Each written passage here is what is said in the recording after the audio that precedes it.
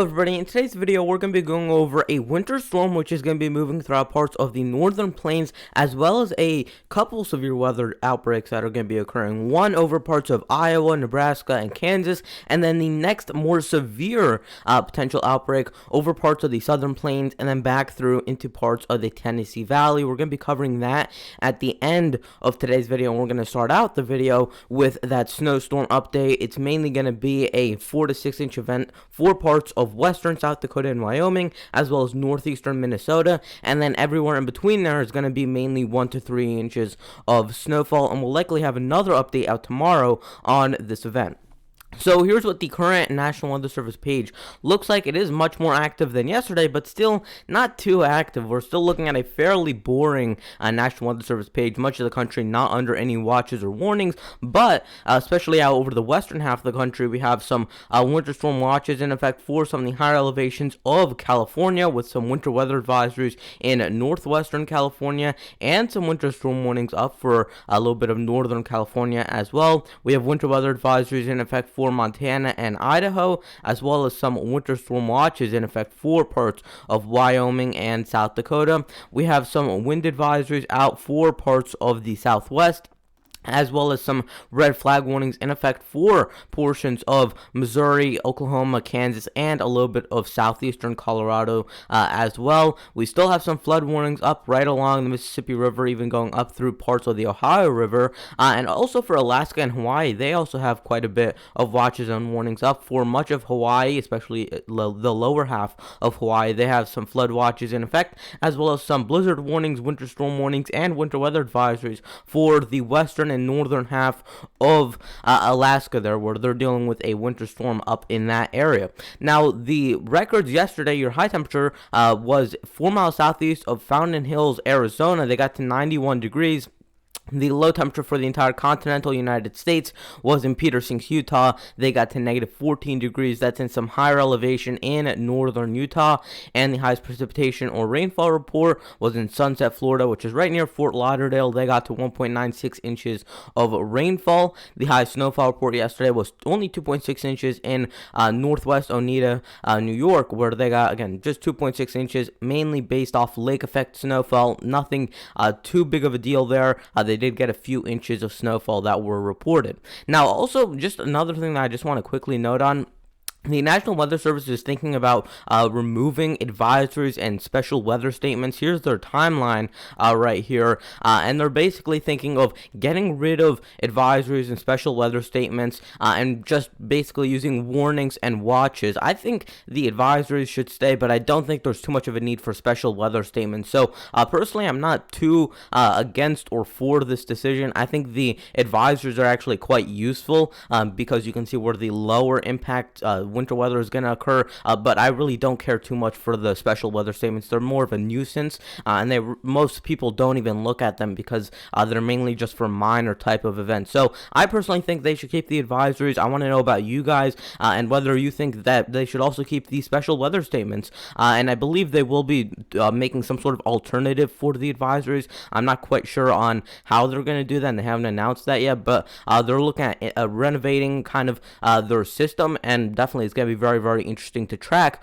over the coming years. They're planning on putting this into effect in 2024. So this is their target year to get rid of the advisories and the special weather statements. Now, let's start talking about this winter storm there. So we have a low pressure over parts of Colorado and Kansas. We have another one up through Minnesota and a little bit of Manitoba, Canada as well. We have all of this moisture back through the Rockies that's going to swing past further to the east, and that's what's going to become your winter storm. So this would be by tomorrow night. Scattered rain and snow showers up for parts of the northern Rockies into tomorrow early in the morning, late on Tuesday still. We're dealing with some snow and rain showers back through Wyoming, Colorado, a little bit of Nebraska and South Dakota there as well. Heavy to moderate snowfall back through parts of Nebraska, South Dakota, and eastern Wyoming. And then we're dealing with rain and potentially some thunderstorm activity back through into the areas surrounding Iowa. We're going to discuss that again right around the middle or later portion of today's video. This is going to be by Wednesday in the early afternoon, late morning time frame, and we're dealing with heavy snowfall over parts of South Dakota, Nebraska, and Wyoming. Very interesting how the models kind of flipped. So yesterday the European model was much weaker and the GFS was much stronger. Pretty much the opposite today. The GFS is much stronger, or is much weaker, and now the European is the stronger of the two model solutions. So we still have a lot of uncertainty, but it is narrowing down. We do have a better idea of what may happen. That low pressure by this point is fairly intense in through parts of Nebraska and Iowa. Again, more of that heavy snow back out through portions of South Dakota, Nebraska, and Wyoming. And then that heavy snow and that moderate snowfall moves into parts of eastern South Dakota, westernmost Minnesota, and northern Minnesota as well. But notice that the low pressure is so far to the north that this entire zone further south and east of this line, all the way up to Lake Superior, is going to be under rain, which is probably the first time these areas have seen rain in a few months at least. That wasn't that they've seen any sort of precipitation that wasn't in the form of snowfall. So it's definitely going to be very, very interesting. Should help wash away some of that snowpack that's still on the ground over some of these areas in the northern Great Lakes. But you get back through the northern plains and they're adding more snow cover because of just how dynamic and interesting the setup is from the system. And then this would be by Wednesday night into Thursday early in the morning, right around 11 p.m. on Wednesday to about 1 a.m. on Thursday morning. And we're dealing with that low pressure up through northern Wisconsin, heavy to moderate snowfall in through northeastern Minnesota. And it's really tapering out over some of these areas further to the west. It's ramping up over areas further to the east. And then on the back end, you might see a couple snow showers for areas that were all rain during the event, as well as still some moderate or even heavy snowfall over parts of Minnesota. So here's what the snowfall totals look like if the European model were to be correct.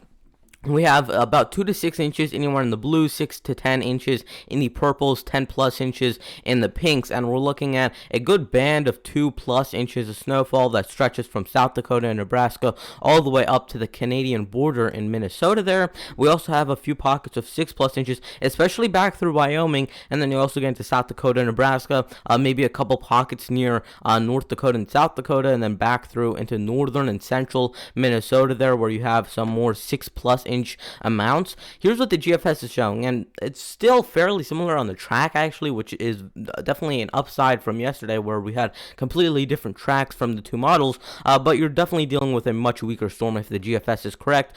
2 to 4 inches in this thin band, which is actually pushed a little bit further south, and also maybe just about 4 to 8 inches of snowfall back through here, depending on exactly where you live, especially with all the elevation differences back through parts of Wyoming and South Dakota. So definitely a much weaker system if the GFS is correct, but again, the real question is whether the GFS or the European model is correct, and there are still, again, many different things that could still change. Let's start talking about that severe weather. So this is for your day 2 outlook, which is for tomorrow, Tuesday into Wednesday morning. We're dealing with a general thunderstorm risk, nothing too severe back through Iowa, Missouri, Kansas, Nebraska, even into a little bit of southernmost Minnesota there. And if we look at your day 3 outlook, we actually have a marginal risk which pops up for parts of Kansas and Missouri. So this is where more of the slightly more severe thunderstorms could set up. The regional Canadian model was showing a burst of very intense heavy precipitation back throughout this region, so that might be one of the reasons they upgraded this to a marginal risk. We'll really have to continue to watch this, especially as more of the high resolution models come out as we get closer to the event. I'll have more details on this tomorrow, but just to give you a general idea of some of the ingredients we have with this, we have 70s and 60s all the way up into parts of the northern plains out ahead of the system. So the day before this winter storm and the 2 days before this winter storm, you're going to have 70s in parts of South Dakota and Minnesota. And then in another 2 days, or just 1 to 2 days, it's going to be snowing and it's going to be in the 20s for these areas. So definitely a very hectic pattern, a very wild pattern. But back through the areas that's going to be seeing severe weather, you can see that we have mid to upper 70s, even a few 80s popping up for some of those areas further to the west. So we have definitely warm enough temperatures, really no issue in terms of warm air. If you look at by Wednesday, so that was for Tuesday's high temperatures. Here's for Wednesday. We still have 70s and 80s, actually even pushed a little bit further to the east. So still very warm temperatures. Nothing too big of an issue in terms of the temperature department, but if we're looking at the dew points, we really don't have a lot of moisture in the atmosphere, especially because it's still pretty much in a winter time frame, sort of, where we still have a winter type of setup with this storm, while we still don't have enough warm air or moist air in the atmosphere. The atmosphere still thinks it's pretty much winter. It's late winter into the early part of spring. You really want to be later on in spring when you're going to have a lot more moisture, but we have dew points mainly in the mid 50s throughout this region. Typically, you want to be above 60, but you could still get some severe weather if you're in the mid 50s with dew points, depending on how much additional energy you have in the atmosphere. This would be your CAPE, convective available potential energy. Typically you want to be above 500. So once you start to see it go into the blues, that's where you have sufficient CAPE or energy to produce some thunderstorms. You can see that through Wednesday morning, not a lot, but then you start to see sort of a line of energy start to set up from southern Minnesota all the way down to Kansas, and that's where you can see some pretty good severe weather, depending on whether you can get some storms to pop up within that area. And then through Thursday morning, we still have some of the higher amounts of energy back through a little bit of Kansas and Missouri. That's where some of the models were showing a bigger band of heavy rainfall. So we're gonna have to watch out for that, and that might be induced by that high energy levels in those areas. And then it tapers off through Thursday morning. Now here's the day 5 through 7 probability. When they show any sort of risk, typically they have these just blank because there isn't enough confidence. They don't think it'll be severe enough just yet, and typically they don't even put anything on the day 4 through 8 outlooks, but they actually have a slight risk or a 15% risk. 15% risk in the day 4 through 8 outlook is equivalent to a slight risk, and they have that from day 5 through 7, which I believe is Friday through Sunday, if I'm not mistaken. When the last time they did that, or the last time they did this in a string of events, was, I believe, the Easter tornado outbreak back last year. So you can definitely tell that when they do that, there is something that's important. There is something that could be dangerous when they do that. I believe with that particular example, with that Easter tornado outbreak over parts of the southern United States, they had a 30% chance out on their day 5 or 6 outlook. So that was definitely one of their more extreme cases. But even when they just put that 15% risk, that means that you have to pay attention because there is that threat of severe weather. So this is for Friday. On their day 5 outlook, they have a 15% chance or a slight risk back through northern Texas, eastern and central Oklahoma, back through a little bit of Arkansas and Missouri. Here's the day 6 outlook, which is for Saturday, and it expands, and we're dealing with more or higher elevated areas of severe weather through parts of northern Texas, much of Oklahoma except for the panhandles and a few corners in Oklahoma, and then southern Kansas, a little bit of Missouri and Arkansas as well. And then through the day 7 outlook, it does move a little bit eastward, but you can see how some of these areas are under a 15% slight risk for 3 days in a row, those same areas there. This would be for Sunday, the 14th, and we're looking at a north-south band of 15% from Missouri all the way down to Texas and Louisiana, and this could go and extend outwards to the day 8. They don't have a day 9 or 10 outlook, but you definitely see on most models that would continue up through the Tennessee Valley if you were to look at some of the models. In fact, here's a loop of the Gfs model and what it's showing with this event, and you can see how the storms start out back through here and then start to form kind of a line of storms right back through here, and that's when you get into some of those more straight line storms where they're kind of in a band of storms. So we do have to watch out for that. There is definitely some potential with this event, and it does look quite impressive just based on initial forecast guidance. So I really want to pay attention to this event. I will be uploading on this most likely if this does stay within the models, and if this is continued to be shown within these computer models, and if the Storm Prediction Center continues to show this. I will definitely have more uploads on this, because this is one of those events that you could get something significant out of, unfortunately. So watch out if you live within this corridor right here. You could even nudge that a little bit further south, but watch out if you live within there, because that is really the zone where most models, and including the Storm Prediction Center, has their highest risks. So that is going to wrap it up for today's video. Please consider liking the video, subscribing, and turning on notifications, and I'll see you guys in the next one. Goodbye.